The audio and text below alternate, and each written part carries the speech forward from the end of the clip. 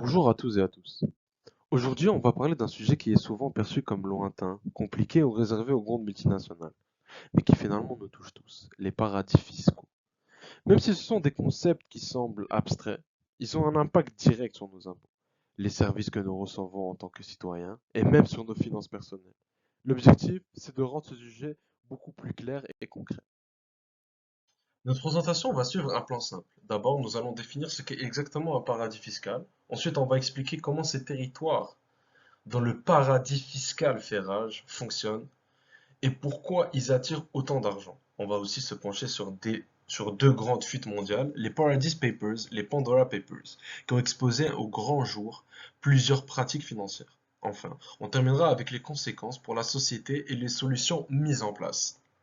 Avant de continuer, regardons ce qu'est vraiment un paradis fiscal. Ce terme désigne un pays ou un territoire où les impôts sont extrêmement faibles, parfois même nuls. Mais ce n'est pas seulement une question d'impôts. Ces États offrent aussi un secret bancaire très strict, tellement strict, que même les autorités étrangères ne peuvent pas toujours obtenir les informations dont elles ont besoin, telles des relevés bancaires, des comptes bancaires, et ainsi de suite. Un autre élément essentiel des paradis fiscaux, c'est l'opacité. Contrairement aux d'autres pays où les registres d'entreprise sont publics, accessibles et transparents, ici tout est caché. Les propriétaires réels des entreprises ne sont pas dévoilés et les structures financières peuvent être très complexes.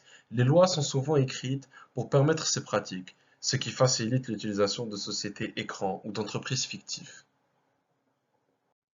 En résumé, un paradis fiscal combine trois ingrédients: très peu d'impôts, beaucoup de secrets et des lois extrêmement avantageuses.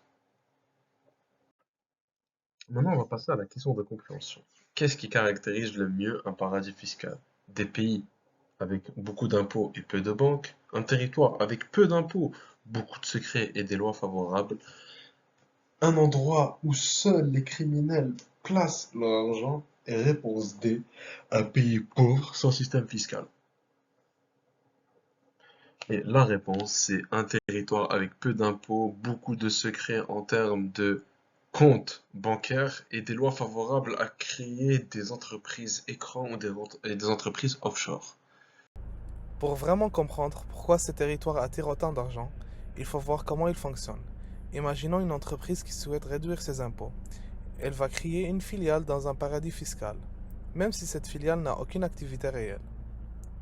En transférant une partie de ses profits vers cette filiale fictive, elle peut déclarer que son argent a été gagné dans un pays où les impôts sont presque nuls. Résultat, elle paye beaucoup moins d'impôts que dans son pays d'origine. On continue avec trois mécanismes très utilisés dans les paradis fiscaux. D'abord, il y a les comptes bancaires offshore. Ils permettent de déposer de l'argent à l'étranger, souvent dans des pays où les banques offrent une grande confidentialité. Ça rend les fonds plus difficiles à retracer. Ensuite, on trouve les sociétés écrans. Ce sont des entreprises qui existent seulement sur papier, pas de locaux, pas d'employés. Leur rôle, c'est simplement de cacher l'identité du véritable propriétaire. Finalement, il y a les transferts artificiels de profit. Une entreprise peut déplacer ses bénéfices d'un pays à l'autre, même si l'activité réelle n'a pas eu lieu là-bas. Le but, évidemment, c'est de déclarer les revenus dans la juridiction où les impôts sont le plus bas. Dans cette diapo, on voit les principales raisons pour lesquelles les entreprises utilisent des paradis fiscaux. D'abord, cela leur permet de payer moins d'impôts en transférant une partie de leurs profits dans des pays où les taux sont beaucoup plus bas. Ensuite, elles peuvent augmenter leurs profits nets, puisque moins d'impôts signifie plus d'argent conservé à la fin de l'année. Les entreprises cherchent aussi à protéger leurs actifs. Certains paradis fiscaux offrent un secret bancaire très solide, ce qui permet de mettre l'argent à l'abri en cas de risque. Enfin, elles peuvent éviter certaines lois nationales en déclarant leur activité dans un autre pays, ce qui leur permet d'échapper à des règles plus strictes, qu'elles soient fiscales, environnementales ou financières. Ensuite, on voit d'autres raisons importantes qui attirent les entreprises vers les paradis fiscaux. D'abord, ces territoires offrent souvent un accès rapide aux marchés internationaux, ce qui facilite les investissements et les opérations à l'étranger. Ensuite, il y a la confidentialité des transactions. Les entreprises peuvent y effectuer des mouvements financiers sans que leurs informations soient automatiquement rendues publiques, ce qui protège leur identité. Ces pays sont reconnus pour leur stabilité politique, ce qui rassure les investisseurs. Même s'ils sont petits, leur système financier est très solide et l'argent y est considéré comme plus en sécurité. Pour mieux visualiser tout ça, on peut regarder quelques exemples. Des pays comme le Luxembourg, Singapour ou les îles Caïmans sont régulièrement utilisés par les multinationales. Ils offrent des conditions fiscales tellement avantageuses que des entreprises y déclarent des milliards, même s'ils n'ont aucun employé. Maintenant, avec une question de compréhension. Pourquoi certaines entreprises créent une filiale dans un paradis fiscal? A. Pour embaucher plus d'employés. B. Pour payer moins d'impôts et transférer leurs profits. C. Pour déplacer leur siège social physiquement. D. Pour augmenter le salaire des dirigeants. Les fuites de documents financiers ont joué un rôle crucial pour exposer ce système. Les Paradise Papers, publiés en 2017, ont révélé plus de 13 millions de documents provenant du cabinet Appleby. Cette fuite gigantesque a mis en lumière les stratégies utilisées par certaines des plus grandes entreprises du monde, comme Apple ou Nike. Elle a aussi révélé l'implication de personnalités connues, comme Bono ou la reine Elisabeth. Ce qui est frappant, c'est que ces fuites montrent que les personnes très riches ont accès à des options fiscales complètement inaccessibles à la population générale. Alors que nous devons payer nos impôts sur nos salaires, notre hypothèque ou nos placements, eux peuvent déplacer leur argent en quelques clics vers une juridiction plus avantageuse. Puis, en 2021, les Pandora Papers ont créé un impact encore plus grand. Cette enquête représente la plus importante fuite jamais publiée, avec près de 12 millions de documents provenant de 14 firmes spécialisées dans les services offshore. On y découvre des jets privés, des yachts, des villas de luxe et même des œuvres d'art cachées derrière des structures financières complexes. Des dirigeants politiques, des artistes, des athlètes et des milliardaires ont été exposés. Au Canada, certaines personnalités ont été mentionnées, notamment Jacques Villeneuve et Elvis Stojko. Grâce à ces fuites, l'Agence du revenu du Canada a intensifié ses enquêtes et a récupéré des dizaines de millions de dollars en impôts impayés. Ces révélations montrent surtout que ce n'est pas un problème isolé. C'est un système global soutenu par des experts, des avocats et des firmes financières spécialisées.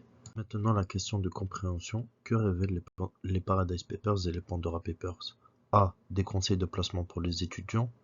B. Les stratégies offshore de grandes entreprises et personnalités. C. Les dépenses gouvernementales en Europe. D. Les impôts impayés par les petites entreprises locales. Les conséquences de l'utilisation des paradis fiscaux sont énormes. En effet, selon plusieurs estimations internationales, près de 427 milliards de dollars échappent chaque année au gouvernement à cause des paradis fiscaux. Cet argent pourrait financer des hôpitaux, des écoles, des routes ou des programmes sociaux. Lorsqu'une entreprise échappe à l'impôt, ce manque à gagner doit être compensé. Ce seront les citoyens qui devront payer, soit ils devront payer plus d'impôts, ou soit certains services ou biens publics devront être diminués. Aussi, un autre impact économique majeur, c'est que les paradis fiscaux créent une concurrence déloyale avec les petites entreprises. Les petites entreprises locales, eux, ne peuvent pas transférer des profits dans une île des Caraïbes. Elles devront payer des impôts intégralement, ce que les multinationales ou les milliardaires n'ont pas à faire. À long terme, cela va fragiliser l'économie et créer une pression sur les entreprises qui respectent ces règles. Ça va même affaiblir l'économie nationale et mondiale. Sur le plan social, les effets sont tout aussi visibles. Quand les plus riches paient moins d'impôts, les inégalités augmentent.